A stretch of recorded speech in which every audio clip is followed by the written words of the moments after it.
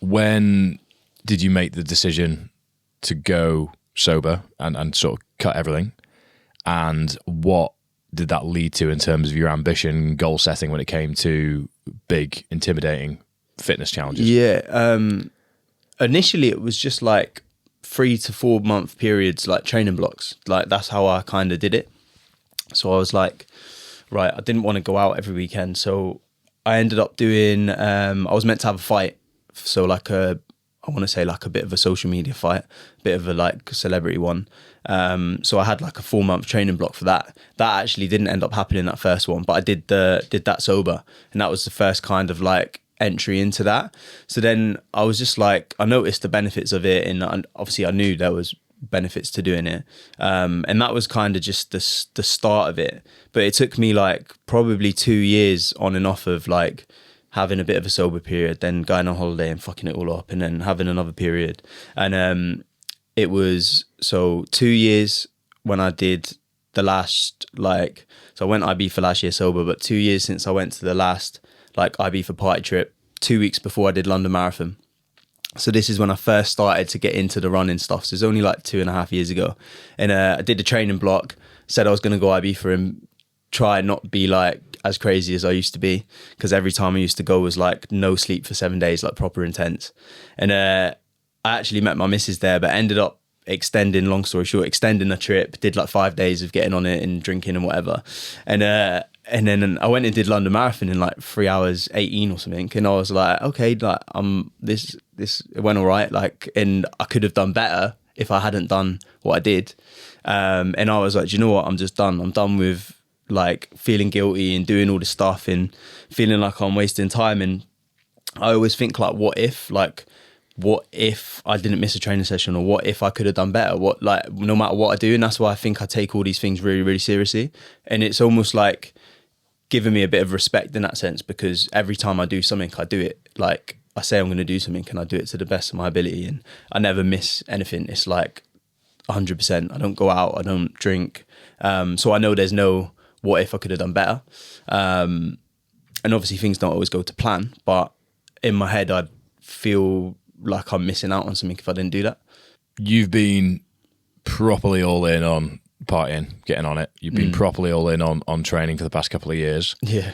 There'll be a lot of people in a lot of different situations that might find themselves slipping into habits that they're not all that excited about. They might find themselves slipping into anxiety, regret, wondering what they're doing on Sunday mornings and then going into another week. What are the things that you found have helped you most in terms of unpacking how you can take steps forward to be in the position that you are now? Because I can imagine there's been lots of mental dialogue, lots of things you've had to wrestle with over the years, but it's a situation a lot of people find themselves in. If they're slipping into bad habits, what are the things that you would recommend? Do ultra marathons, because it gives you a lot of time to think about stuff. I think environment is so important, and there's everyone now is like always asked the question. So like I've done a sober speaking event recently, and I've been to other ones and stuff, and I've heard people talk about it, and a lot of people ask like, how do you maintain a social life when you want to avoid drinking, or like your friends don't want to participate in that and they don't really get it, and most of your life socially is around alcohol, which it is for most people.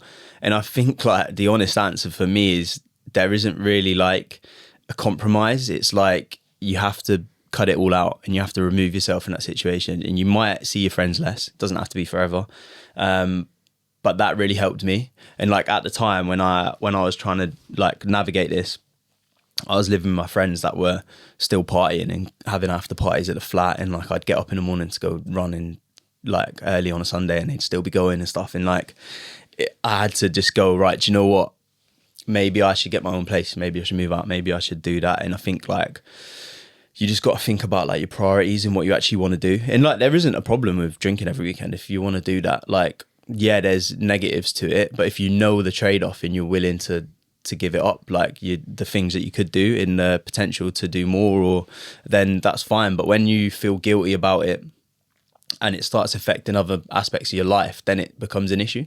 And I think that's just what it was with me. I was just like very motivated and driven to do sort of more and like great things, and I don't think it has a place in most people's lives to do that. Do you know what I mean? Yeah.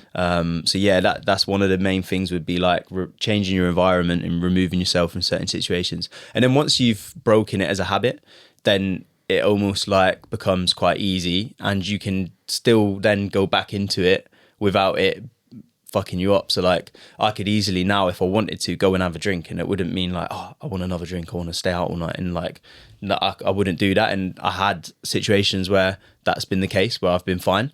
But at the start, there's a lot of like, I think you need to break the habit, and then once it isn't a habit anymore, then you can kind of experiment with introducing it back in, which obviously different for different people. Like I wasn't an addict. I was addicted in a sense, but we're all addicted to something, but I wasn't like an addict where I couldn't break that cycle and get out of it myself, because I didn't have any help. I just did it just me. A lot of people that might be finding themselves slipping into bad habits might not be completely content with what they're doing on a week by week, day by day basis. You've been in that situation with construction. You've spoken very openly about how negative it was for you mentally and how lost you were with it. Just talk us through that period and sort of the dialogue that you were experiencing that I guess ultimately led you to taking the opportunity when it came from a reality TV point of view, because it's a big risk, isn't it? Yeah. It's putting yourself out there and taking that leap is big. I was quite like I almost like say quite naive with it, to be honest. I thought it was going to be like, I just seen people that I knew doing it, or people I'd met from like partying in Ibiza and stuff, like doing all this cool stuff and getting paid quite a lot of money just to post a photo of themselves in whatever fast fashion was relevant at the time. And I thought, if I went on to like Love Island or what I ended up doing, like I could get that. And people used to ask me like, oh, when are you going to go on it? Because I was always that kind of person that you'd think would go on to something like that. Party boy, like I used to get attention. I had tattoos and like I was in shape still, even though I was like getting on it every weekend and stuff. I'd still go to the gym, because it's a lot easier just to go to the gym and just like get through the process of training than it is to like get up on a Sunday morning and run a half marathon if you hadn't slept. Do you know what I mean? So it's very different. So yeah, I don't know. I just kind of was like, I knew I was going to do something with my life as well. I always thought that. I always had this like vision of doing something. Just didn't know how to get there and what the end goal really was. I just thought it's almost like treasure at the end of the road, right? That I was just like, I want to be successful, and however that looks for me at a time, I thought it was money or sort of like status or something, which now is very different. But yeah, I just always wanted to get out of the situation. I used to read a lot and I'd always work on myself, but I knew where I wasn't the right place to be in. Like, it's always about environments, right? And when you're surrounded by people that are very happy doing the same thing for the rest of their lives and maybe not making as much money as they could, and having the freedom and like being able to like be their own boss in a sense, and like get up when they want to, train and look after themselves. There was just something missing and it wasn't right. And I was just very naive about reality TV to think it was going to be like the answer to all the questions that I had.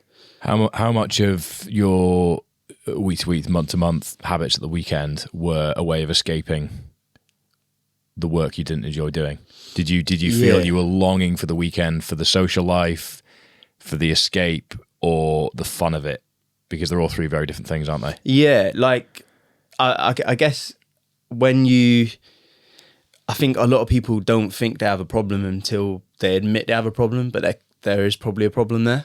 And I think it was only until afterwards that I realised that there was a problem. And I used to get like a little bit of social anxiety going out and stuff, but I don't get that anymore. And I don't know if that's come from like age and confidence, or if it's just removing the stuff that was causing the anxieties. And I think I was like going out and then drinking and doing drugs to then enjoy myself. But it was because I wasn't happy with life and what I was doing. And I thought that was like enjoyable. But then once you remove all them things, even like in the past few years when I've done things that most people would dream of doing, with like the parties and the places I've gone, once you remove them substances, you don't actually enjoy it. Like that, for me anyway, I didn't enjoy it.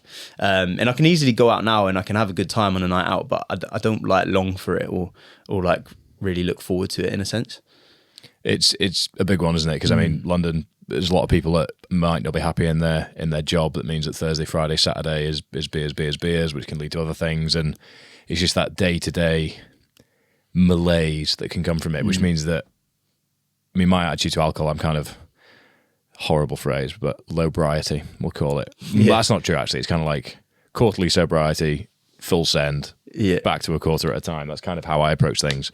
I'm actually tracking it for the first time now, and trying to gamify it a little bit because I know that's how my brain will work. Yeah. But when I was in London, I definitely wasn't completely content with my work, and therefore found myself just itching to up the intensity by going out with my friends quite regularly. And I know there's a lot of people in this city, other big cities in the world, that might not be content with their day to day, which means that the habits become the way of escaping it.